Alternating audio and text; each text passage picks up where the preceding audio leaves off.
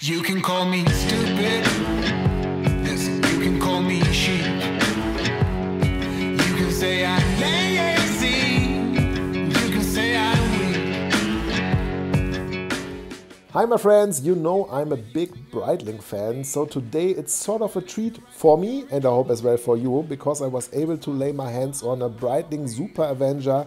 Here, particularly the limited edition with a white dial on a steel bracelet. And of course, a big shout out to Martin, who was so kind to invite me to his place, to his home, and let me film and explore this Super Avenger. Martin, really cool piece, and thanks a lot again for having me. So without further ado, let's check out this really gorgeous Breitling. Let's go, my friends.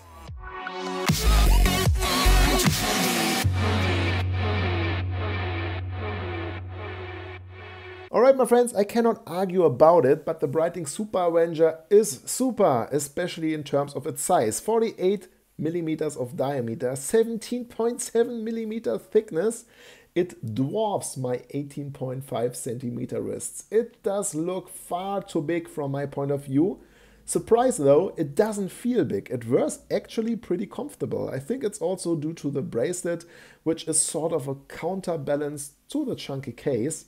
And I was surprised about how it feels on my wrists. Martin does have 20 centimeter of wrists, and I think it looks perfect with this wrist size. And Martin confirms actually that the watch wears very well. He is wearing it day and night, so big props for that. We do have 300 meters of water resistance, and of course the iconic Breitling design, the iconic bezel. Of course we do have a sapphire crystal with a great anti-reflective coating, and this is something what Breitling really does very well. 300 meters of water resistance I mentioned, I think, and you have to take into consideration that we just have a screw down crown.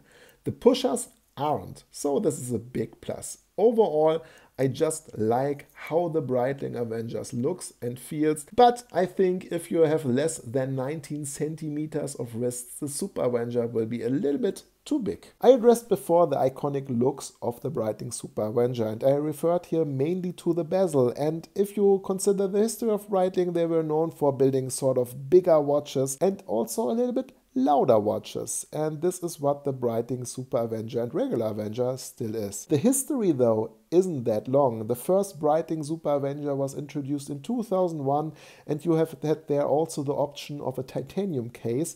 Right now the current iteration is still big, but toned a little bit down if you compare it also with the former iteration. You do have now, instead of a full polished case and bracelet, a brushed one with polished highlights. So you have polished highlights on the bezel and on the case and bracelet sides. The overall surfaces are brushed, which is nice still. Also the lugs were changed a little bit. They are a little bit rounder as well as the bezel. Of course you do have still the square form, but in tones down it's a little bit softer, and with that also a little bit more comfortable to wear, and also it feels a little bit more comfortable.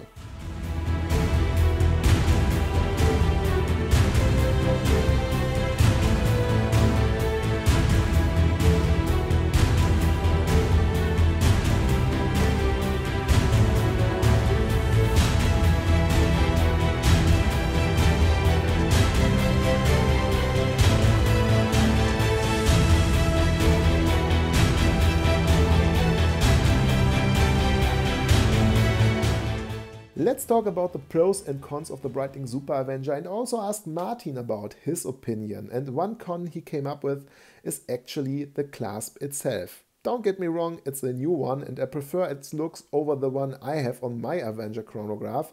Still, Martin felt that it's on the outside a little bit sharper in some areas, and I can confirm this. It's nothing which is going to cut your arm, it's not on the inside, but there are some sharper edges on this bracelet and on this clasp. I remember, or if I remember correctly, I have had the same feeling with my Breitling Avenger.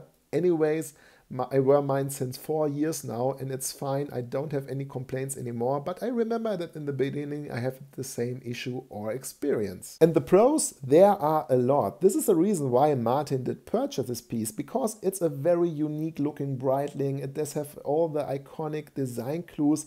It wears comfortable even though it's a big and chunky piece, and it still does have its wings. They improved a little bit the bezel action. They improved the design of the clasp. I still would have liked to see there an easy adjust possibility like you can find with the Breitling rubber straps and the foldable clasp. It's possible there. Why it isn't possible on the regular steel bracelet, but just Breitling knows, and also Omega Speedmaster and Co. doesn't have this in their clasp either. But overall, the watch is gorgeous, and if you have the wrist size to pull these watches off, definitely go for them. But right now, I really would like to hear about your thoughts. What do you think about the Breitling Super Avenger and the overall Breitling Avenger lineup? I myself am a fanboy. I love the Avenger. I do rock mine since 2017 as a watch with the most wrist time in my collection. And since Martin did purchase his Super Avenger, he does wear this piece 24/7. So do you have the same experience? Do you think it's a hideous, impossible to wear piece? Share all of your thoughts in the comment section below. My friends, I wish all of you now a very happy weekend, a good start into the new week, and look forward to see you all in the next one. Saying goodbye and auf Wiedersehen, euer Konstantin. Ciao guys!